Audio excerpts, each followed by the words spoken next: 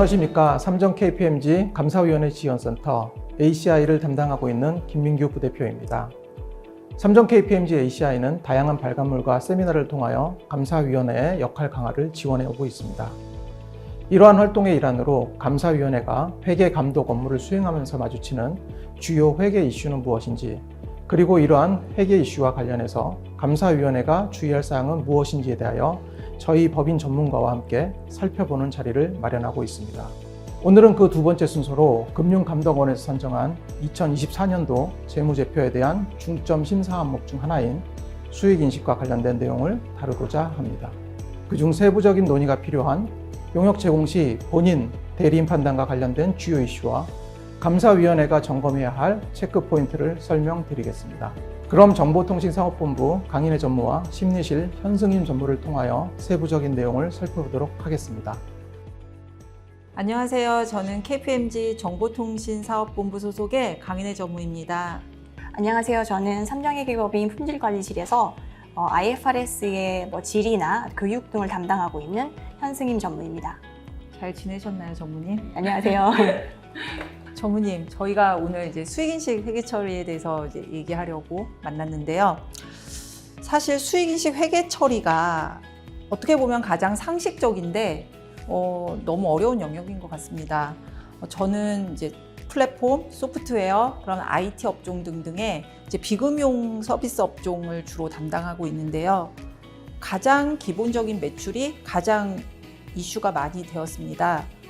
그리고 문제가 되면 아무래도 매출이다 보니 재무제표에서 차지하는 중요성이 매우 컸어요.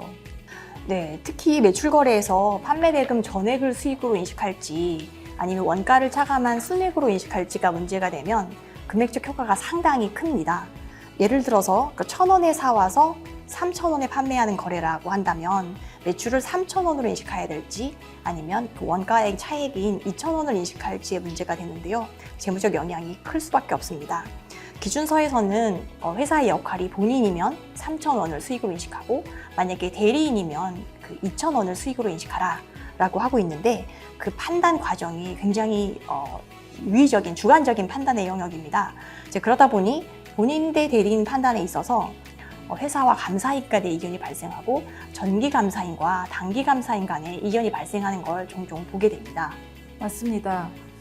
특히 저는 실무에서 제품 매출보다는 용역 매출일 경우에 본인 대리인 판단이 특히 어렵다는 생각을 많이 하고 있습니다. 용역은 내가 약속한 일, 그거를 기준서에서는 수행 의무라고 지칭하는데요. 내가 약속한 일을 해줘야 하는 건데 그 일을 내가 아니라 제3자가 다른 사람이 하는 경우에 그 대가를 전액 나의 매출로 인식할 수 있을까? 사실 이 부분을 오늘 짚어보고 싶습니다. 네, 저희 내부적으로도 최근에 자기가 직접 수행하지 않은 용역에서 본인으로 행동하는 게 맞는지를 묻는 질의가 좀 있었습니다. 예를 들어서 여러 게임 회사의 게임을 제공하는 게임 플랫폼이라든가 아니면 골프장 티타임을 판매하는 플랫폼 또는 광고주로부터 그 용역을 수임해서 그 최적의 온라인 매체를 찾아서 광고를 게재해주는 서비스 등 다양한 질의가 있었는데요. 저희가 직접 분석을 해보니까 판단이 상당히 까다로웠습니다. 실제 해보니 용역 제공에 있어서 본인 대 대리인 판단을 하는 데는 좀 이 체계적인 접근법을 가지고 접근하는 게 훨씬 수월하더라고요. 오늘은 그 접근법을 한번 같이 살펴보도록 하겠습니다. 우선 첫 번째 단계로 고객에게 약속한 재화나 용역이 무엇인지 식별을 합니다. 그리고 나서 두 번째 단계로 그 재화나 용역을 회사가 통지하고 했었는지를 판단합니다. 회사가 통지를 했었으면 회사는 본인으로서 활동하는 것이고 회사가 통지를 하지 않는다면 회사는 대리인으로서의 역할을 하는 것입니다. 이렇게 첫 번째 단계에서 고객에게 약속한 재화나 용역이 무엇인지를 식별을 하고 나서 2단계로 가는 이유는 그 1단계에서 식별된 약속이 어떤 것이냐에 따라서 2단계의 분석 방법이 달라지기 때문입니다. 그럼 1단계에서 그 고객에게 약속한 재화나 용역이 어떻게 식별될 수 있는지를 설명을 드리면 크게 3가지 유형으로 말씀을 드릴 수 있습니다. 첫 번째 유형은 고객에게 제공한 약속이 그 제3자가 제공하는 용역을 그 자체로 인도하기로 하는 약속입니다. 내가 하지 않고 제3자가 이걸 해줄 거야 라는 약속이나 마찬가지고요. 그러니까 두 번째 용역은 제3자가 제공하는 용역에 대한 권리를 인도하기로 한 겁니다. 이 약속은 제3자의 용역을 주겠다는 게 아니라 용역에 대한 권리를 인도하겠다. 즉, 예를 들어서 항공권을 인도하겠다, 아니면 식사 상품권을 인도하겠다, 이런 약속이 해당하게 됩니다. 그러니까 세 번째는 제3자의 용역이나 재화를 이용해서 회사가 유의적인 통합 과정을 거쳐서 결합 산출물을 제공하기로 약속하는 경우인데요. 이렇게 세 가지 유형으로 구별할 수 있습니다. 첫 번째 단계에서 그 유형 3, 제3자 제공 용역이 투입된 결합 품목은 그래도 명확히 구분이 될 것 같은데 유형 1이랑 유형 2가 저는 좀 어려운 것 같아요. 유형 1, 그 제3자 제공 용역 그 자체, 그거와 제3자가 제공하는 용역에 대한 권리인 유형 2는 구분이 조금 모호하지 않을까요? 둘 다 제3자가 제공한 용역이기 때문에 좀 헷갈릴 수 있는데, 그러니까 첫 번째 약속은 용역을 제공하기로 약속한 거고, 두 번째 약속은 제3자의 용역을 이용할 수 있는 권리를 약속했다. 이렇게 이해하시면 되겠는데요. 아까 말씀드렸던 그 유형 2의 대표적인 예시가 여행사가 항공권을 판매하는 거거든요. 이건 여행사가 약속하는 게 너를 서울에서 뉴욕으로 데려다 줄게, 이런 약속을 하는 게 아니라 서울에서 뉴욕 가는 비행기를 탈 권리를 너에게 줄게, 그러니까 이런 약속으로 이걸 식별하시면 되겠습니다. 그러면 이제 만약 항공사에게 내 고객에게 항공 서비스를 제공하라고 지시를 하고 그 항공사가 그 제대로 항공 서비스를 제공하는지 내가 관리 감독을 하면, 그러니까 그게 통제잖아요. 이제 그거를 하는 것이면 유형 1, 그다음에 항공권을 내 고객에게 그냥 판매하고 그 이후에 더 이상 관여하지 않으면 유형 2, 이렇게 구분하면 될까요? 네, 그렇게 이해하면 될 것 같습니다. 네, 저도 이제 많이 질의를 다루고 있지만 이제 실무에서 정말 이 실제 사례들을 접하고 계시잖아요. 이 유형 1에 해당되는, 즉 고객에게 약속한 거를 내가 직접 하지 않고 제3자에게 오롯이 맡겨버리는 그런 유형의 거래들은 종종 접하게 되지 않으시나요? 제가 최근에 검토했던 플랫폼 회사가 있어요. 마침 생각이 나는데 다양한 비즈니스 모델을 가지고 있는 회사인데요.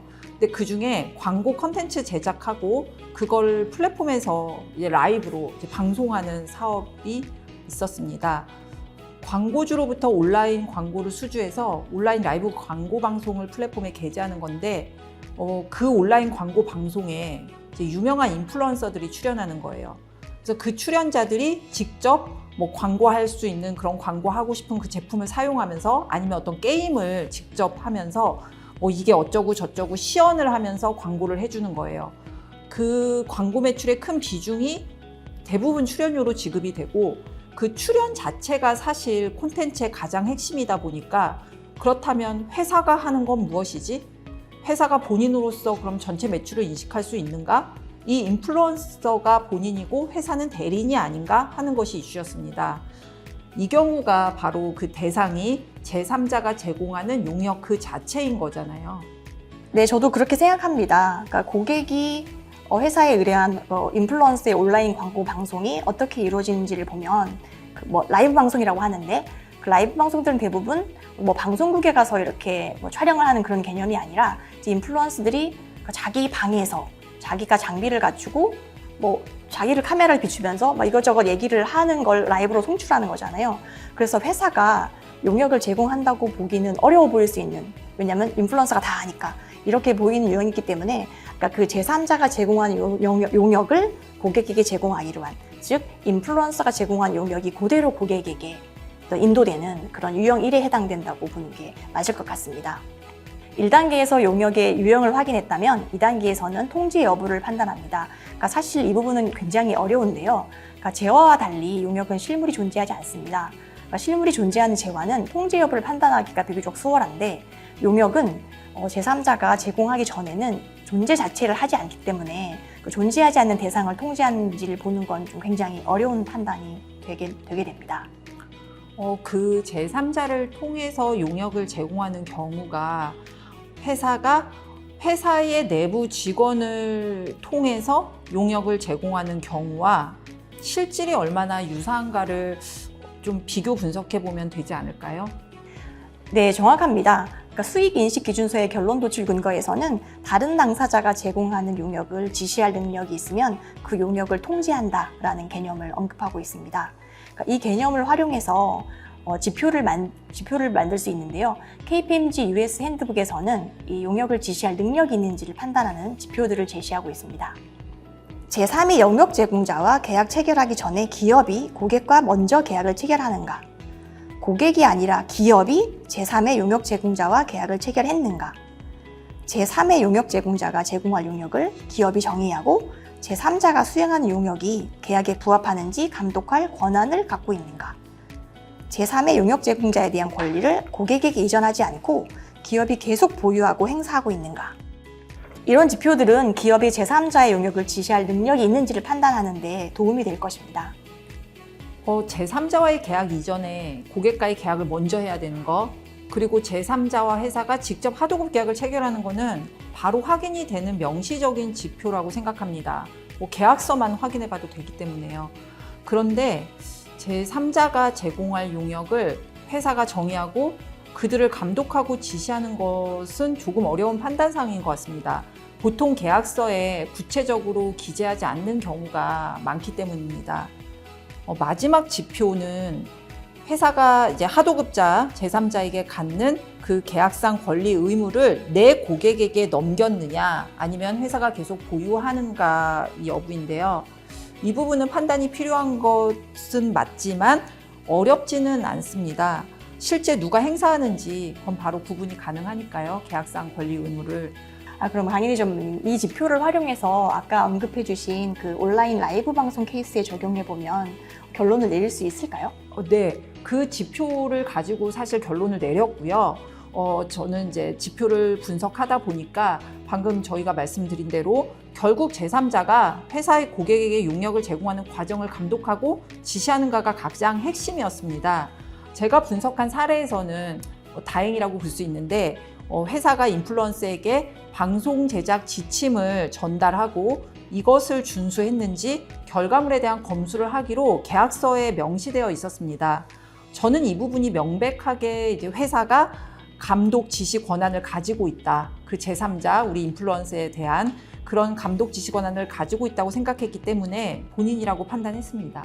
네, 저도 적절한 분석이라고 생각합니다. 그러면 두 번째와 세 번째 유형 거래에서는 본인 대리인 판단 방법론이 달라질까요? 유형이는 항공권과 같은 권리를 판매하는 유형이었습니다.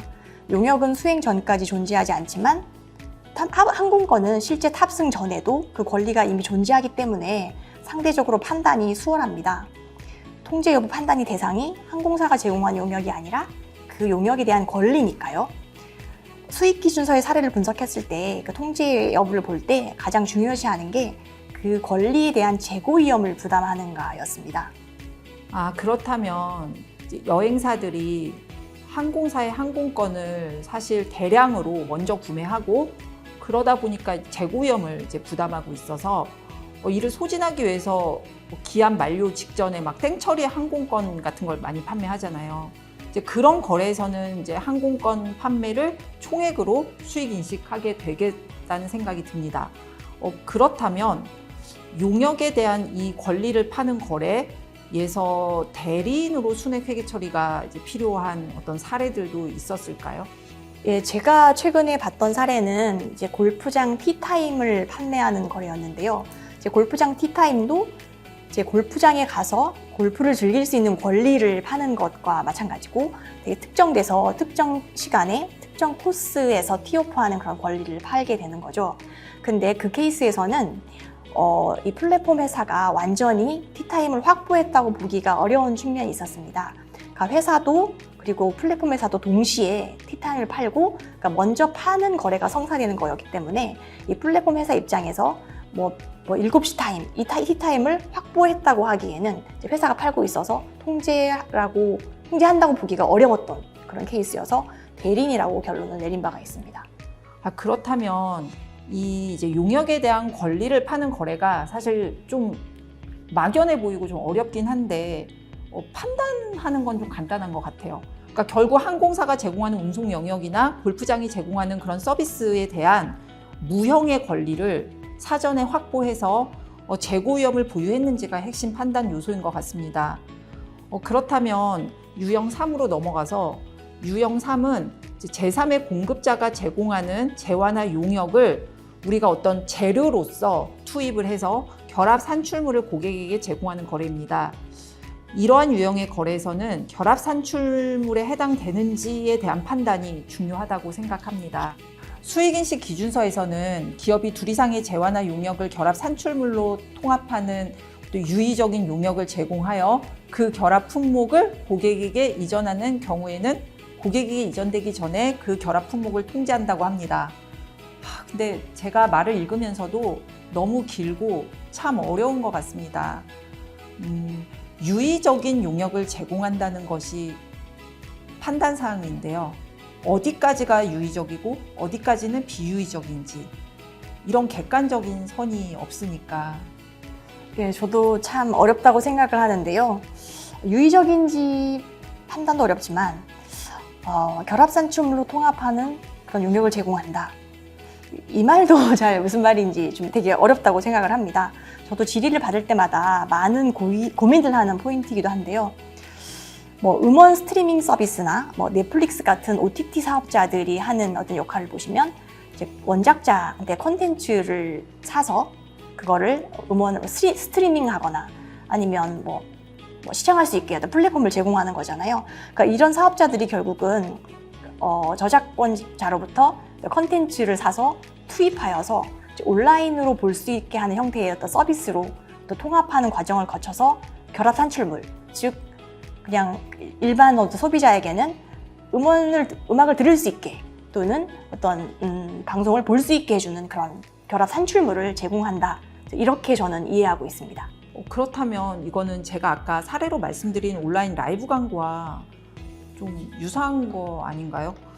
단지 콘텐츠를 구입하느냐, 출연자를 섭외하느냐의 차이밖에 없는 것 같습니다. 또 그런데 한편 그게 큰 차이일 수도 있어요. 콘텐츠가 투입물이고 그 투입물을 통제해서, 통제라는 말을 쓰기는 좀 그렇지만 그 투입물을 가지고 고객에게 어떤 하나의 서비스를 종합적으로 제공하는 것이 결합 산출물이라면 출연자에게 우리 고객을 위해 광고라는 용역을 제공하도록 그 과정을 지시하는 것이 첫 번째 유형. 이렇게 구분하면 될까요? 예, 저도 그렇게 구분하는 게 맞을 것 같습니다. 그러니까 사실 저희가 1단계, 2단계로 나눠서 설명을 드리면서 1단계에서 어떤 유형인지 고객에게 제공하기로 약속한 게 어떤 유형인지 그리고 각 유형별로 통제해보니까 판단이 달라진다. 그러니까 이런 방법론으로 설명을 드렸지만 그러니까 사실 실무적으로는 유형 1, 2, 3을 명확히 구분하기가 좀 어려울 수도 있습니다. 근데 중요한 건 그 유형을 구분하는 게 설사 틀렸다고 해서 결론이 항상 달라지냐 이렇게까지는 보실 필요는 없고 유형 1과 같이 그러니까 과정을 지시하는 게 명백하게 눈에 보인다. 그럼 설사 그게 유형 3의 요소가 있을지라도 크게 중요하진 않다고 생각합니다. 알겠습니다. 이제 용역 유형별로 본인 대리인 판단에 대한 접근법은 어렵긴 하지만 이제 좀 이해가 되는 것 같습니다.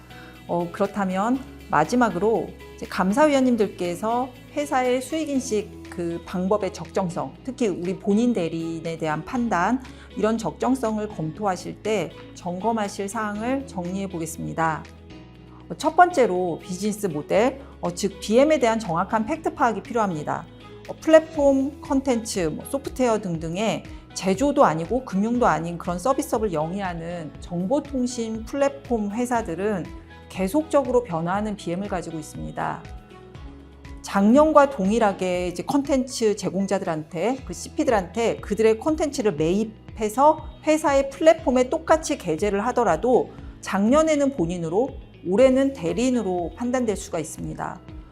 재계약할 때 선매입한 콘텐츠가 소비되지 않을 경우 그 재고 위험을 누가 지느냐, 그 부분에 대한 조항이 조금만 변경이 되더라도 판단이 달라질 수 있습니다. 따라서 유사한 서비스를 제공하는 동종 회사들도 그들의 회계 처리 결과만 비교하는 것이 아니고 구체적인 조건이 완벽하게 동일한지, 만약에 차이가 있다면 그 차이가 무엇인지를 따져보아야 의미 있는 비교 분석이 가능할 것입니다. 두 번째로 내부회계 관리제도 관점에서 매출 매입 표준 계약서가 존재하고 이에 따라 계약 체결을 하도록 하는 품위 절차가 존재하는지, 표준 계약서를 변경해야 하는 경우에 회계팀이나 회계 담당자의 검토나 합의 절차가 존재하는지를 점검하셔야 됩니다. 매출 계약은 고객의 요구사항을 반영해야 되기 때문에 회사의 표준 조항들을 관철시키기가 어렵다고 말씀을 많이 하세요. 이제 그렇다면 매입 계약은 반대로 우리가 그들의 고객이니까 우리 표준 계약서를 반영하기가 상대적으로 쉬울 수 있습니다. 그런데 이제 본인 대리인 판단 지표 중에 아까 판단이 어렵다고 저희가 말씀드린 제3자에 대한 지시나 감독 부분은 바로 매입 계약서에서 확인이 되거든요. 그래서 그런 부분들이 계약 조항에 구체적으로 이제 기재가 되어 있어야 할 것입니다. 계약서에 언급되어 있지 않으면 이제 거래의 실질과 관행, 그리고 어떤 에비던스를 제시하면서 우리가 본인으로서 역할을 수행한다는 걸 입증해야 되기 때문에 좀 어려워질 수 있습니다. 마지막으로 회사 고유의 회계 정책, 그 수익인식 구조, 그리고 이에 대한 분석, 레퍼런스, 회계 처리 기준에 대한 문서화된 포지션 메모가 존재하는지를 확인해 보셔야 되겠습니다. 회사의 내부적인 문서화도 중요하지만 중요한 회계 정책은 주석으로 공시돼야 되거든요. 감사위원들께서는 이 부분도 체크하시기 좋을 것 같습니다. 많은 국내 기업들이 관행적으로 표준화된 템플릿처럼 회계 정책을 공시하고 있습니다. 그래서 사실 해외 기업들은 공시를 보면 어떤 유형의 수익 거래가 있고, 그러니까 본인 대리인 판단의 결론이 어땠는지를 기술하는 경우를 보게 되는데 국내 기업과의 차이가 좀 커 보입니다. 특히 2023년에는 국제 기준이 개정되어서 표준화된 회계정책 템플릿이나 아니면 기준서의 내용을 단순히 반복하는 그런 회계정책 기술보다는 개별 기업의 특성에 맞춰서 회계 기준을 어떻게 적용해야 했는지에 초점을 둔 공시가 필요하다고 되었습니다. 그러니까 이 점도 감사위원님들께서 좀 체크를 해주셨으면 좋겠습니다. 저도 작년에 이제 개별 기업의 구체적 특성을 나타내는 그런 회계 정책을 공시하자고 권고를 많이 드렸었습니다. 네, 그러니까 저도 많이 강조를 했는데요. 근데 이게 어떤 그 재무제표 주석의 회계 정책의 기술의 문제이다 보니까 좀 관행에서 벗어나기가 쉽지가 않더라고요. 그래서 저는 이 부분에 대해서도 좀 감사위원님들께서 관심을 가지면 좀 더 개선이 되지 않을까 생각합니다. 네, 전무님 말씀 감사드립니다. 짧은 시간이었지만 감사위원님들께서 회사가 제3자가 제공하는 용역을 본인으로서 회사의 매출로 인식할 때 그 적정성을 검토하시고 점검하실 때 많은 지침이 되었으면 좋겠습니다. 네, 수고하셨습니다. 오늘 영상 잘 시청하셨습니까? 오늘 강연을 포함하여 감사위원회 직무수행과 관련된 다양한 자료는 저희 삼정 KPMG의 온라인 교육 포탈인 삼정 KPMG 아카데미에서 다시 확인하실 수 있습니다. 그리고 저희 삼정 KPMG가 제공하는 발간물과 세미나 등 다양한 활동과 관련된 정보는 ACI 카카오톡 채널을 통하여 확인하실 수 있습니다. 지금 보이는 QR코드를 통하여 접속하셔서 유익한 정보를 신속하게 받아보시기 바랍니다. 그럼 저는 다음 동영상에서 다시 인사드리도록 하겠습니다.